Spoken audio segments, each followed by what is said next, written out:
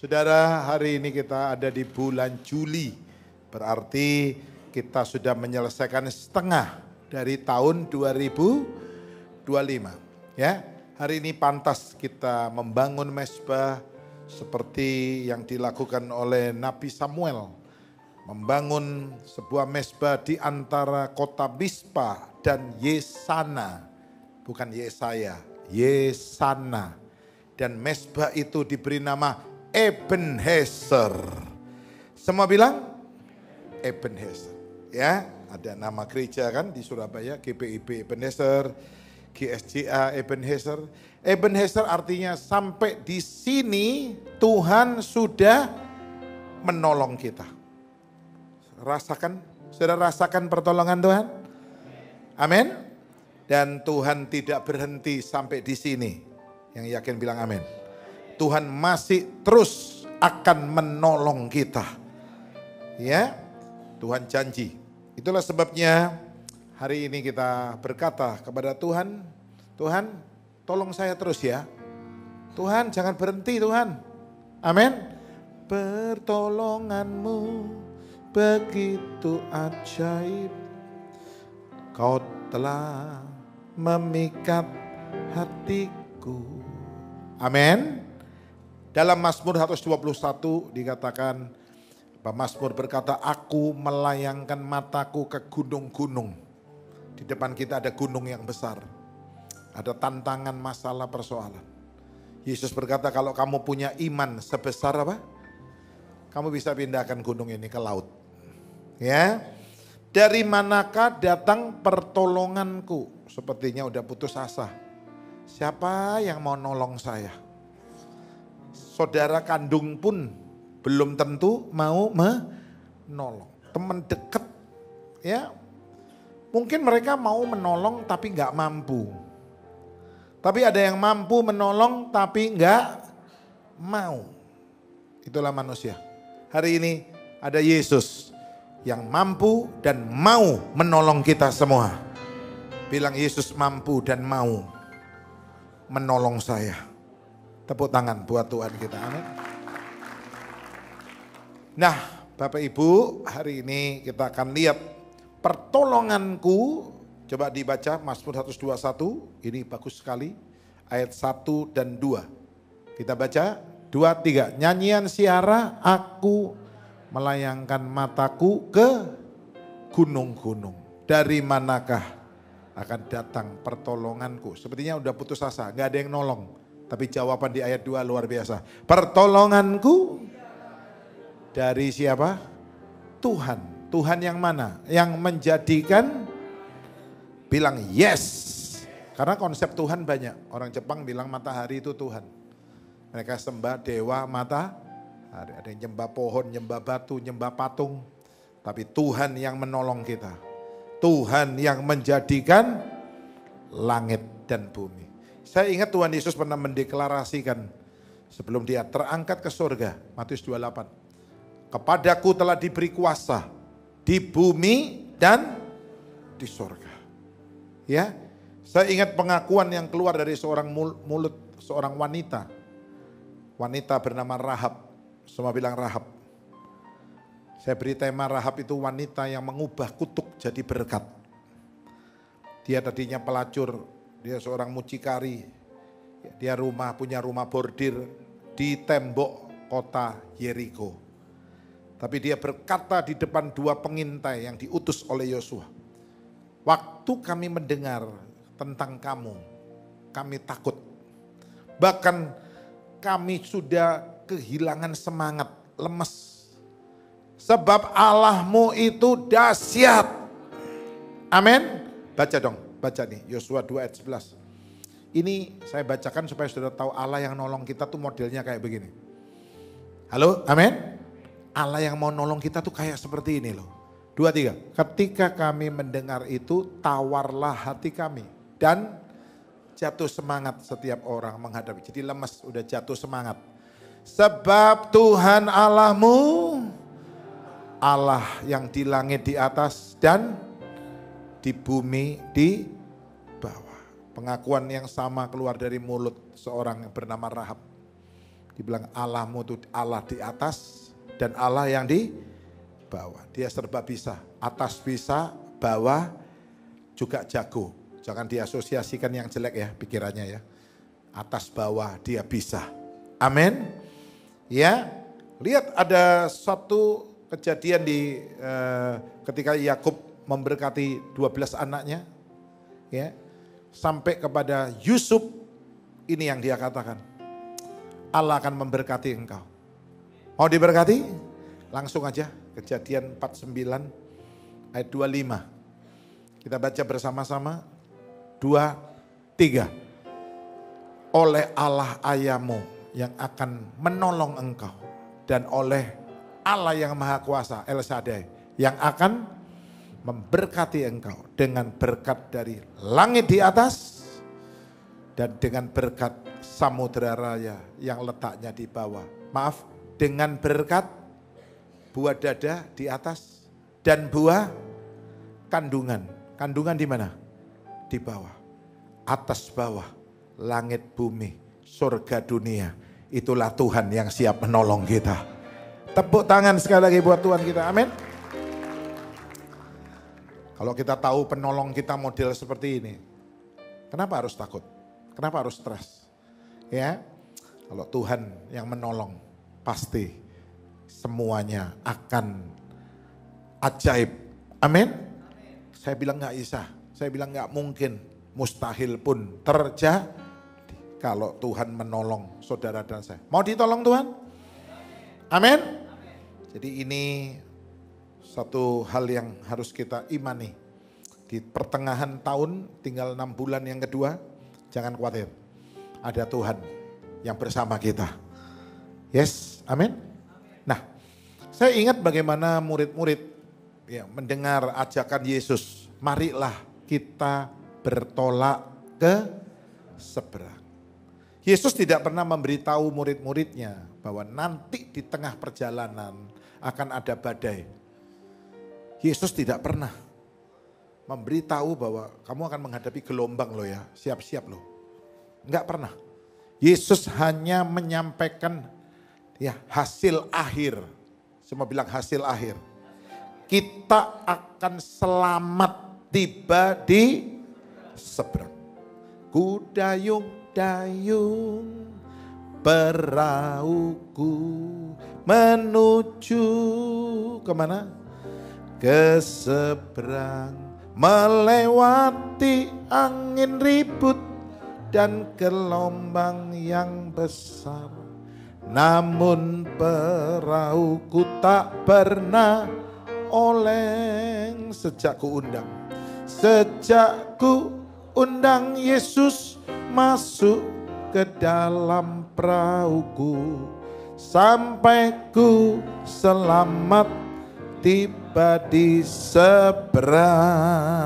Amin. Oh, pasti selamat. Sebab itu Yesus tidak perlu memberitahu bahwa di tengah perjalanan akan ada gelombang dan badai.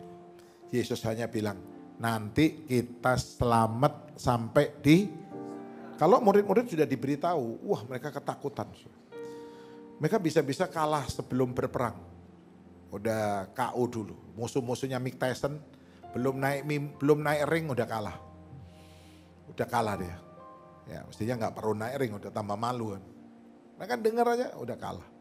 Ya, lihat gayanya Mike Tyson. Wah, ya. Gaya-gaya ya yang hebat, leher beton. Ya. Nah, saya harap saudara tidak usah takut dengan ramalan apapun di 6 bulan yang terakhir ini. Pasti kita selamat semuanya. Pasti kita diberkati semuanya. Tepuk tangan buat Tuhan kita, amin. Saudara, pertanyaannya mengapa mereka harus menghadapi gelombang di tengah jalan? Mereka betul-betul harus berjuang. Ya. Wah, air masuk perahunya hampir Saya ingat ya kapal Tunu Pratama tenggelam di selat apa? Bali. Waduh, kalau malam udah jangan dah nyebrang. Tunggu besok aja. Ya, bahaya sekali. Apalagi kalau kapalnya muatan yang begitu besar, ada 15 tronton masuk, 60 penumpang termasuk anak kapal, anak buah kapal ABK. Sorry, saya bukan penyiar SS. Walaupun memang saya dengarnya di SS, saudara. Saya nggak tahu kabarnya yang mati berapa. Saya dulu pernah dan sering setiap minggu nyebrang Batam, Singapura. Michael Andrew sekolah di Primary School Balestier, ya sekolah pemerintah. Timothy baru lahir di sana. Jadi saya setiap minggu pasti, karena sayang istri, sayang anak, gitu ya. Saya kalau dari Surabaya naik pesawat kena fiskal 1 juta waktu itu, masih ingat nggak? Kalau saya lewat Batam hanya 500 ribu. Ngiritnya banyak, setahun 50 minggu, saya setahun 50 kali terbang ke Singapura. Kalau dari Surabaya berarti 50 juta. Berarti kalau lewat Batam hanya berapa separuh? 25. Beda jauh. Ya. Jadi dari Batam naik Wavemaster ke Singapura, World Trade Center. Ya. Lalu karena saya ini orangnya ramah ya. Saya di airport Hang Nadim Batam tuh saya suka nyapa. Hai bang, hai, halo. Ya. Mereka juga teriak, hai Pak Salim. Ya, jenengku dulu Samuel, saudara. Karena nama paspor saya Go Hong Lim. Ya, nggak tahu lah kenapa kok dikasih nama Go Hong Lim itu saya nggak tahu. Tahu kan rekening Go Hong Lim kan banyak juga yang masih transfer, Pak ini ada berkat ya di rekening Go Hong Lim juga. Ya, dulu karena belum ada rekening BCA, GSJ, STP belum ada. Ya. Nah, karena saya suka nyapa, itu yang nurun cucu-cucu saya 2 cewek nurun semua. Yang Jakarta 1 tahun kalau diajak ke MOI gitu, semua jemaat disapai, halo, halo. Sampai mantu saya bilang gini, iki kok kayak engkong nyopoan. Yang di Pakuan Mall juga gitu, ya. Yang Tiffany, nyapa 1,5 tahun, nyapa semua. Akhirnya orang-orang Batam bilang, Pak ayo tak bikinkan paspor Batam aja, nggak usah bayar fiskal. Oh iya? Ya udah ayo. Ke pulau namanya Pulau Belakang Padang. Bukan Padang, tapi Belakang Padang. Pulaunya kecil, saudara. Naik dari Sekupang, pelabuhan Sekupang. Biasa kita dari Batam Center, dari kalau ini khusus Sekupang. Itu pulau nggak ada mobil, cuma 2, mobil sampah sama ambulan. Jadi penduduknya nggak ada yang punya mobil. Ya, saya naik speedboat cuma 12 orang. Ya, duduk itu sebelah kiri ini sudah laut, kita bisa pegang air laut.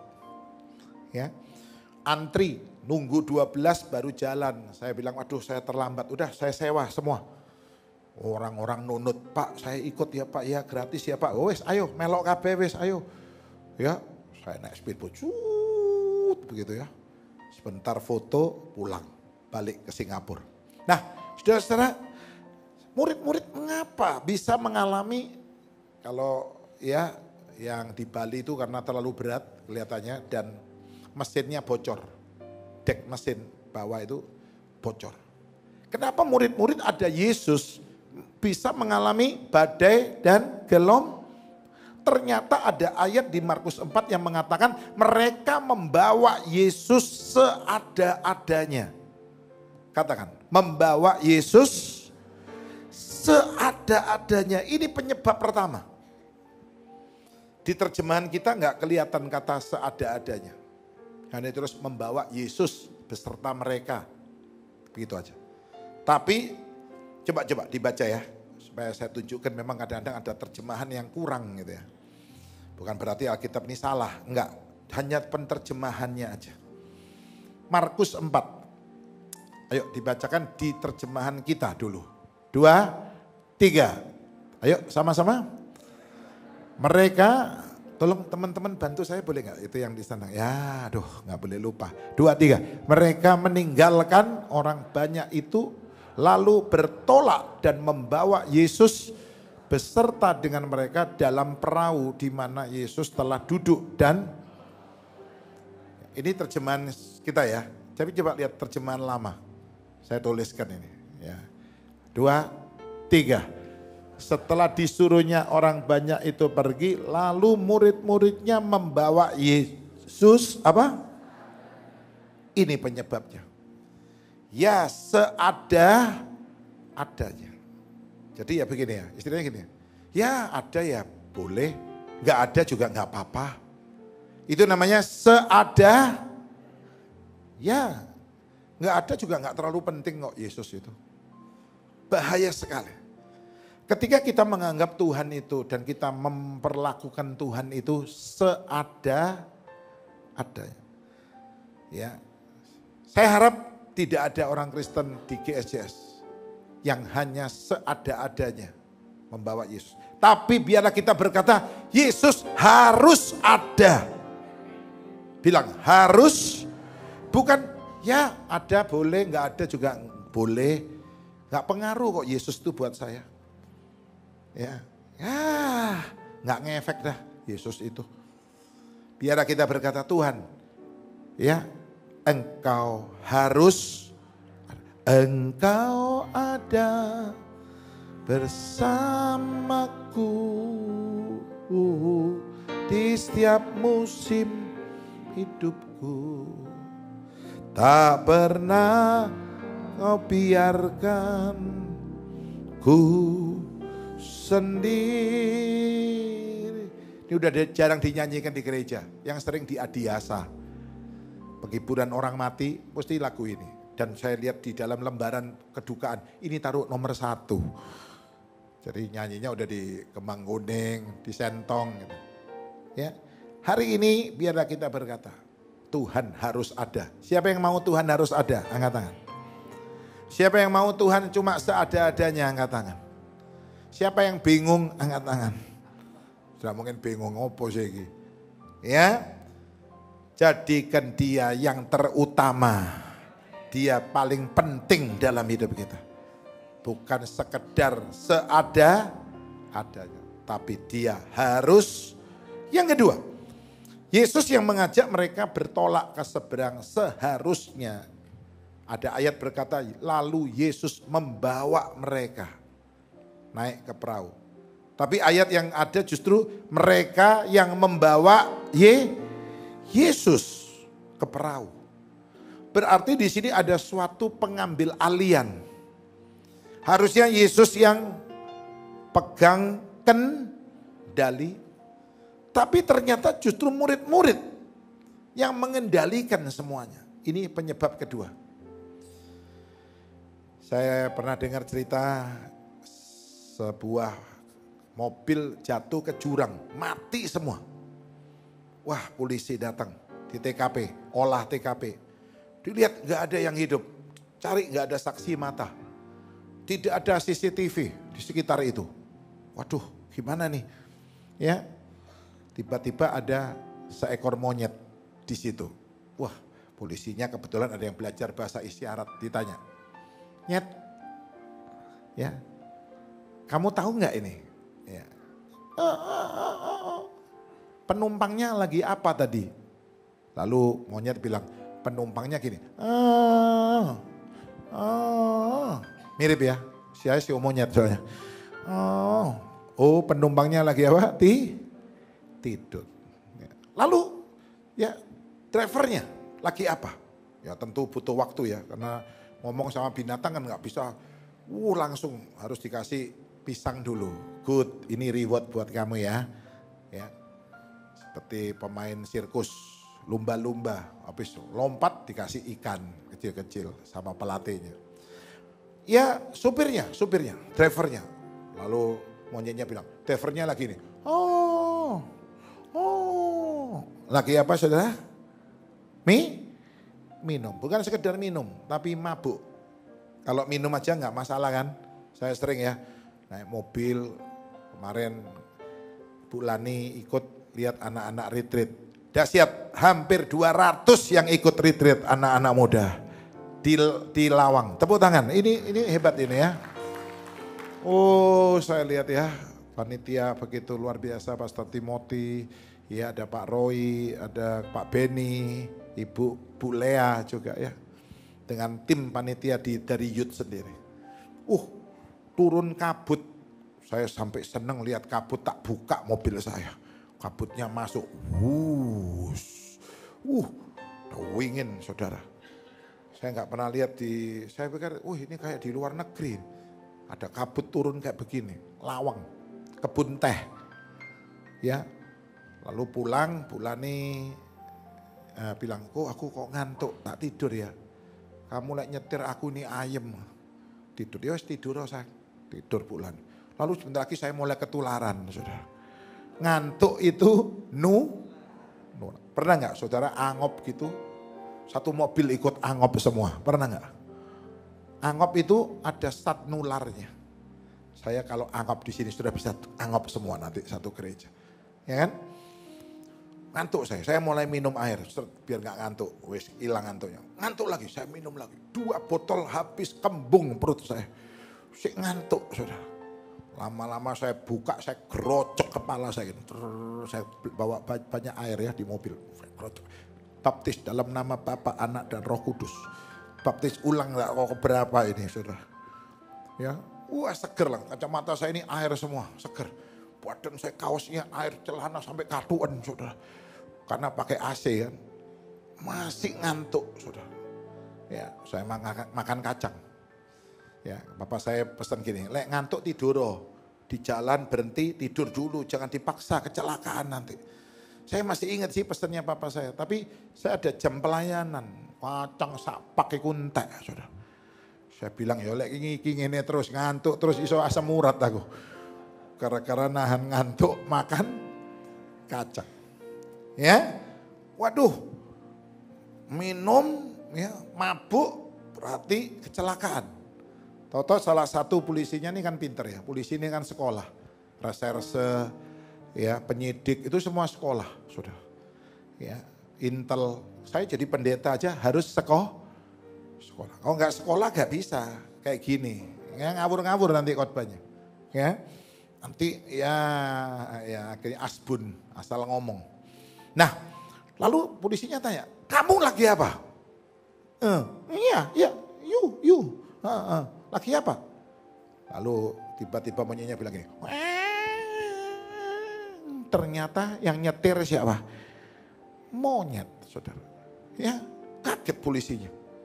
Penumpangnya tidur, setirnya mabuk, sopirnya yang nyetir, pantesan kecemplung jurang. Kenapa hidup kita bisa masuk dalam jurang? Jurang kehancuran, ya, jurang kenistaan. Karena yang nyetir siapa tadi? Monyet. Sopo monyete? Yo sampean. Anda dan saya ini monyet. Ketika kita mengendalikan hidup kita sendiri dengan kekuatan kita, dengan hawa nafsu kita, kita akan kecegur jurang.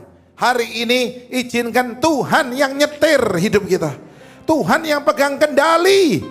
Tepuk tangan buat Tuhan kita. Amin. Saya dulu sering masuk dapur rekaman waktu kecil. Ya, dengan Pak Pit Cahyono, ya sudah almarhum mungkin ya. Dengan anak-anaknya Pak Putre, orang Bali ya. Pak Nyoman, sekarang jadi pendeta di Denpasar itu. Anak buahnya Pak Arifin. Ya, dulu teman saya. Kita rekaman lagu ini. Berlayar ke surga, yang bisa nyanyi. Mari naik kapal, Tuhan jurumudi, berlayar ke surga, ke negeri perjanjian. Lagunya simple, sekali lagi. Berlayar ke surga, mari naik kapal. Mari naik kapal, Tuhan jurumudi, berlayar ke surga. Kemana? Ke negeri perjanjian. Tepuk tangan buat Tuhan kita. Amin. Lagu gereja dulu tuh pendek-pendek tapi bagus. Ya, gampang diingat. Saudara, saya ingin jemaat GSJS semua menjadikan Tuhan jurumudi. Tuhan yang pegang dan yang terakhir penutup. Saudara ingat Yunus, kapalnya dihantam gelom. Mengapa? Karena Yunus sedang lari dari panggilan Tuhan. Disuruh ke Niniwe. Yunus pergi ke Tarsis. Yunus bahasa Inggrisnya Jonah. Jonah, Yunus. Jonah. Itu bahasa Inggrisnya Yunus. Kalau Yunus, siapa namanya? Yunus, saya ingat yang jual STMJ di Batu. Gitu. Yang jual apa tuh? Ya, roti bakar. Nah, banyak ini yang suka ke Batu ya. Nanti kalau Batu lihat Yunus ingat khotbahnya Pak Asam hari ini. Jonah, wah keren. Nah, saudaraku, Yunus pikir dia bisa lari. Dia pikir bisa sembunyi dari Tuhan. Pemazmur pernah berkata dalam Mazmur 139. Kemanakah kita bisa lari dari hadapan Tuhan? Kita nggak bisa sembunyi kok. Ayo bacakan ayatnya. Ayo sama-sama. 2, 3. Kemana aku dapat pergi?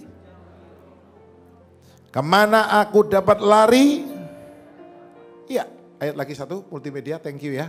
1 ayat lagi 8, 2, 3. Jika aku mendaki, engkau di sana. Jika aku menaruh tempat tidurku, di situ pun engkau. Orang Tionghoa bilang becau. Bilang becau. Becau itu artinya nggak bisa lari kamu. Pasti kecekel kon. Ketangkap kamu pasti. Mau lari kemana? Becau. Ya. Hari ini saya berdoa. Kalau mungkin ada yang sedang dalam pelarian. Anda lari dari panggilan Tuhan. Malam ini cepat bertobat. Maka badai akan teduh kembali. Badai akan berlalu. Amin. Tepuk tangan buat Tuhan. Pemain musik singer naik. Hari ini mestinya saya nggak khotbah ini. Saya akan khotbah tentang what next. Semua bilang what next. Bagaimana selanjutnya setelah kita dipenuhkan Roh Kudus? Kan sudah lewat Pentakosta. Jangan nggak ada kelanjutannya. Sayang ya. Setelah dipenuhkan Roh Kudus, selanjutnya adalah kita harus berbuah. Semua bilang apa? Berbuah. Mau berbuah? Ada 3 macam buah yang diinginkan Tuhan. Catat, 1. Tuhan ingin kita berbuah benar. Akulah pokok anggur yang benar. Buahnya mesti benar. Semua bilang buah benar. 2. Berbuah banyak. Semua bilang banyak. Kalau agama lain mungkin hanya 1, perbuatan baik yang dituntut. Kita buahnya banyak orang Kristen. Orang Kristen harus kayak penyu. Tahu penyu? Pernah lihat penyu bertelur? Saya dulu pernah retreat di daerah Sarongan, Sukamade sana, Banyuwangi. Kalau malam telur itu penyu-penyu keluar bertelur. Prul 10, prul 25, prul 50, lalu keluar lagi 110. Jadi 1 telur, 1 penyu, telurnya berapa tadi? 110. Wih, saya harap kita mirip penyu malam ini. Mirip siapa? Penyu. Jangan mirip ayam. Kadang-kadang ayam tuh ya mau bertelur tuh teriak-teriak. Petok, petok, petok. Tetangga tahu ini sebentar lagi bertelur. Petok. Dinteni. Loh mak situ. Sudah. Leala. Bengok-bengok tapi ngendoke 1. Tiru penyu. Sudah. Gak kakek ngomong meneng tapi.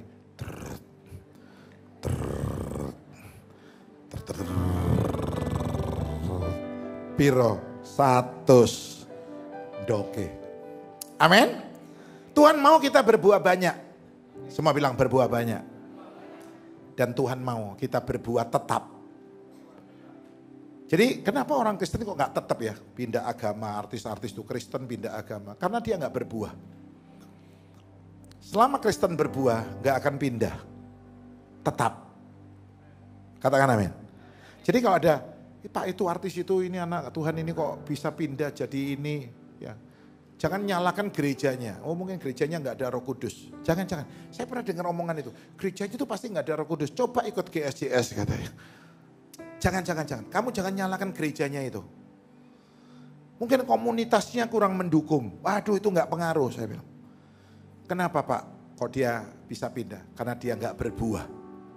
Selama Kristen berbuah, sekali Yesus, tetap Yesus. Dia akan tetap mengiring Yesus. Tepuk tangan buat Tuhan ya. Saya mestinya mau khotbah ini, saya sudah siapkan semua bahan lengkap, bagus. Tapi tadi pagi Tuhan bilang, ingat Tunu Pratama. Oh iya Tuhan ya, tenggelam ya. Ini kita sudah di tengah laut ini. Di tengah tahun 2025. Gelombangnya juga masih besar. Tapi jangan takut Tuhan bilang, aku penolongmu. Tuhan penolong kita. Amin. Tadi pagi saya bahas bahwa Roh Kudus, Anda sudah dipenuhkan Roh Kudus, yakin itu? Amin. Kita sudah lewat hari Penta dan ada 5 fungsi Roh Kudus. Apakah itu masih berfungsi dalam hidup kita? 5 fungsi itu akhirnya semua. 1, evangelis.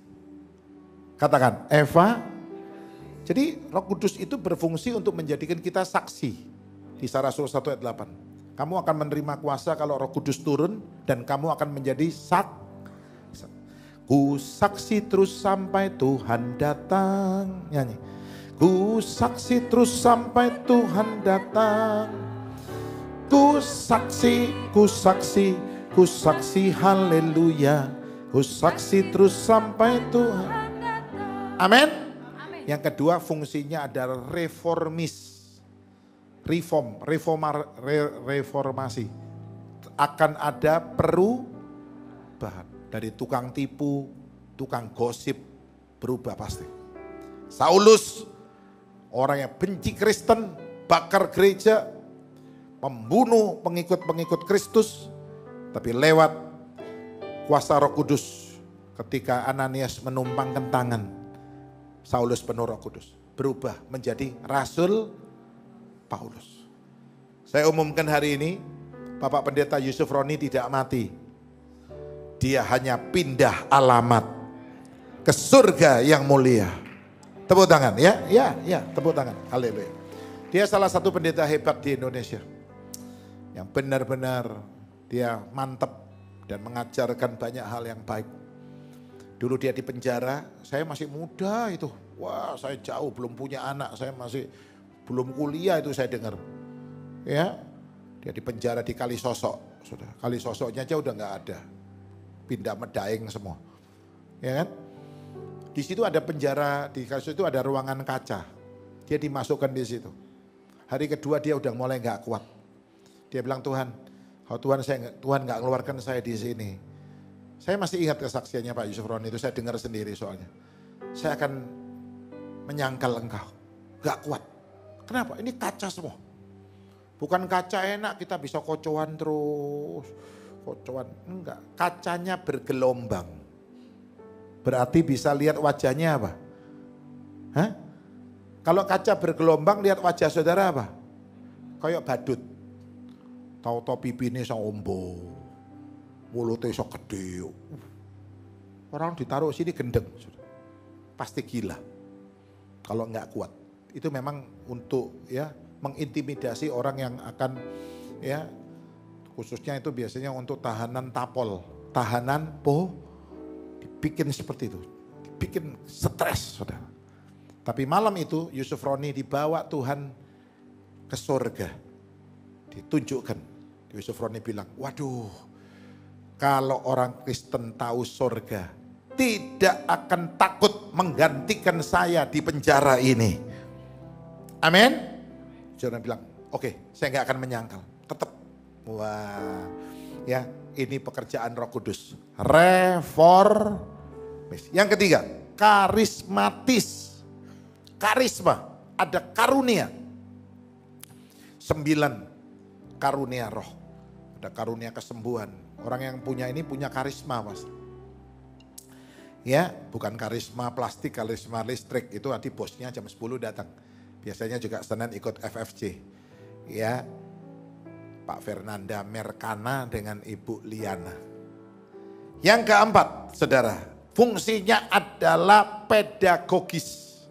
Semua bilang, ini fungsi mengajar, mendidik. Kalau nggak percaya nanti saudara pulang lihat Google. Saya juga tadi lihat Google, saya cek lagi. Pedagogis, cetek. Oh ini pendidikan, mendidik, mengajar. Ketika kita butuh ya sesuatu, Roh Kudus akan mengajar kita. Amin. Sehingga kita bisa menjawab. Dan yang kelima, organis. Bukan berarti saya main organ. Organ kan? Wah Pak, di rumah saya banyak organ Pak. Enak kan main piano, main organ, nyanyi. Enggak Pak, organ itu orang gendeng. Walah tak pikir organ piano. Organ singkatan orang gendeng. Ngomongku kayak sing gendeng kata. Organ itu. Organis artinya kita ini harus tertib, teratur, rapi. Baca ayat-ayat penutup. 2 Timotius 1 ayat 7. 2, 3. Sebab Allah memberikan kepada kita bukan roh ketakutan, melainkan roh yang membangkitkan kekuatan, kasih, dan tertib. Organisasi, tertib, rapi. Satu ayat lagi, 1 Korintus 14. Tampilkan. Ya, karunia nabi itu tunduk kepada nabi. Jangan mentang-mentang punya karunia lalu ngelawan pimpinan, ngelawan nabinya. Anda bukan Roh Kudus, jangan-jangan roh kuda atau roh kudis. Baca, 2, 3. Karunia nabi takluk, tunduk, tertib kepada nabi-nabi. Satu ayat lagi 33. Sebab Allah tidak menghendaki apa? Tetapi mentang-mentang pinter lalu nggak tunduk sama orang tua. Itu bukan Roh Kudus. Anggap wah papa mama ini iso opo, aku lo pinter. Wah jangan, Anda bukan Roh Kudus ini.